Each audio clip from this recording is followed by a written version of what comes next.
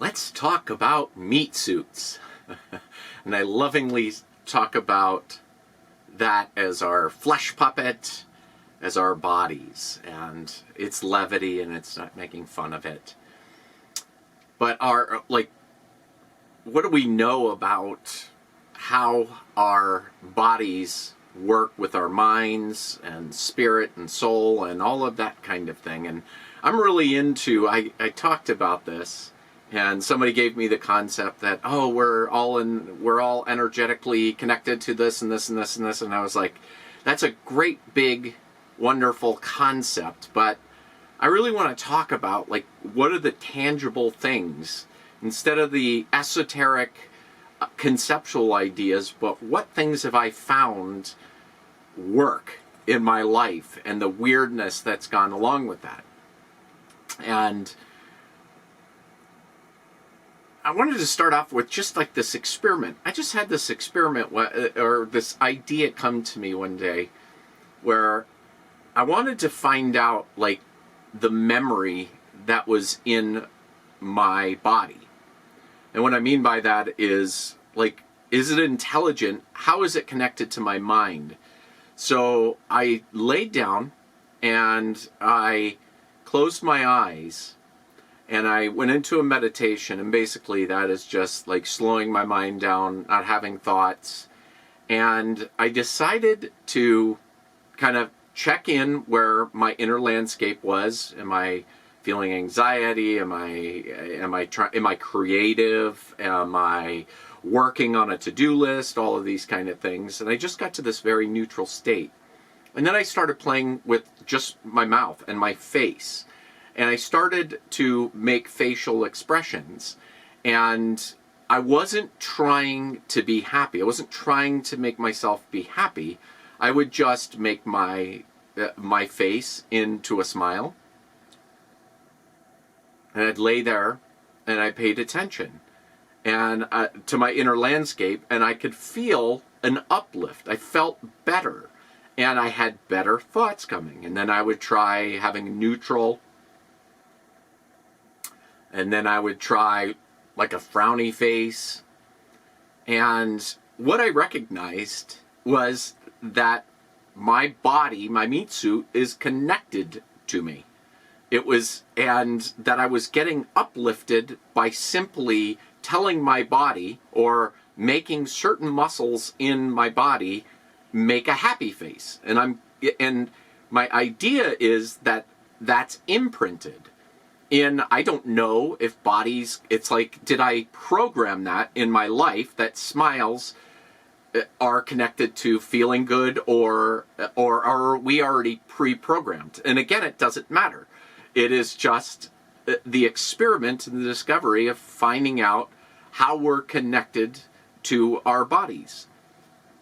And this kind of bled into this other experiment that I've been doing lately. I used to do experiments with my daughter. We would do like adventures of a month of veganism or a month of cold showers. We did this Wim Hof thing, and we did the Wim Hof one, and my daughter flew through it. She's like, "Dad, I did 3 minutes in a cold shower." Now we're in Colorado, so these are really cold showers, and basically we had said every single day we were going to take a 30-second cold shower, and I just felt so beneath my daughter, who was like, "I did like 3 minutes and it was nothing today." And I was like, "Are you sure you have it on just pure cold?"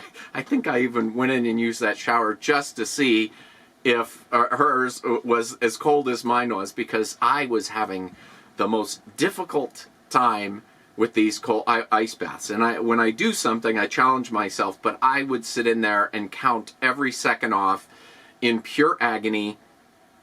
I'd be moving around and just couldn't wait for it to be done.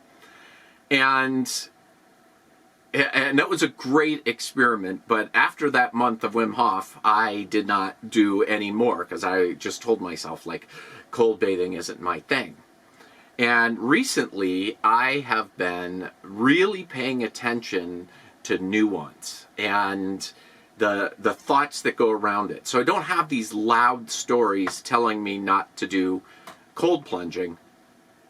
But I recognized when I was, my partner and I were living on the Rio Grande River in New Mexico, and the guy that owns the property, he has a challenge to himself to do a dip, at least one dip in the river for every month.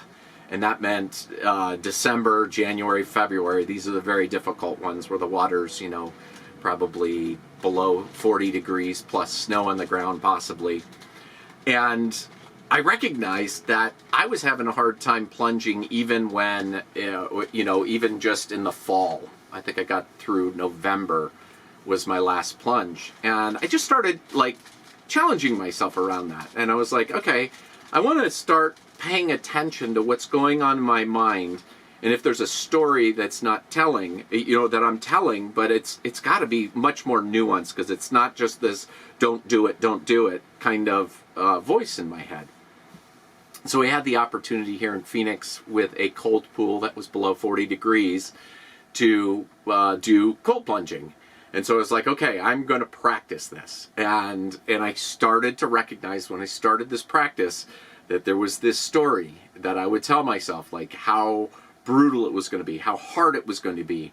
And I just started to clear my mind when I would hear those thoughts coming. And I just slowly started to go in, and it was cold. Like every piece of my body, just getting in with my feet was a pain, and I was uncomfortable. And I was just like, I'm just going to keep focusing on that relationship to my body. And it just kept getting better and easier, and every day I could stay in longer. And I noticed that I wasn't, like when you go in, like I was doing just a jump in the pool, and I would come up and I'd be out of breath because it's like that cold exposure just hit you, and all of a sudden that wasn't happening. And I started recognizing something else that I started to do, and I was able to bring it back to an instance in high school. So there are these things called Palo Verde beetles here in Arizona, and they're ginormous beetles. I hope I have a picture I can put up here for you. And so we were out in the middle of the summer, and I think it was during the monsoon, and we were at a tennis court, and they were flying around with all the other moths and everything else, but they looked like the size of bats, and there were tons of them. Well, we had this one friend who loved to torture people, and he grabbed one of these beetles, and for me, it was just terrifying at that time. And he started chasing the girls around. And then I was just like, oh, God, if he comes near me with that thing, I am going to die inside. And he did. He came right up to me, and he stuck that beetle right in my face. And I just took a posture of, dude, don't do that to me. Like, don't do that. So he's sitting there holding this beetle up in front of me, and I've got this confident air throughout my body. Inside, I am dying. I am like, if that bug touches me, I am going to lose it. This is when I was younger.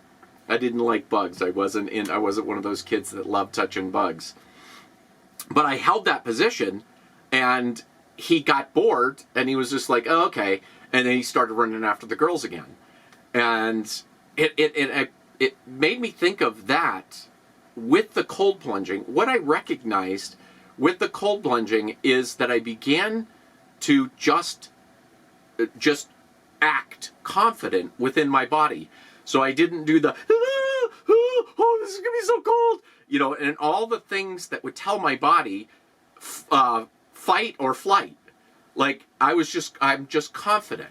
So if I'm ready to jump in, I just took a neutral stance and jumped in. And I started acting as if, and it's kind of that active as if it's already real.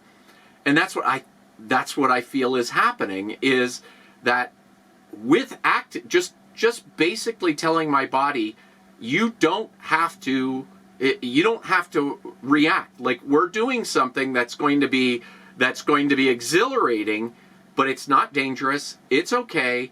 You're going to be okay. And I have found that if I take that stature, it is so much easier.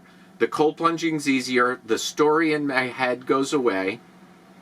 And so I'm just sharing this as an adventure from my road of how to play with our bodies and how really connected our minds and our bodies are with each other. And, and just, I've noticed it just getting away from stress. I don't really have much stress in my life anymore, but if I have just the tiniest bit of stress, my body reacts to it. And, so it's like, I'm looking at the relationship between me and my body in a different way that is like we can work together to make this adventure of life more fun. And I just wanted to share that, and I would love to hear your adventures and things that you have found with interacting with your mind and your body.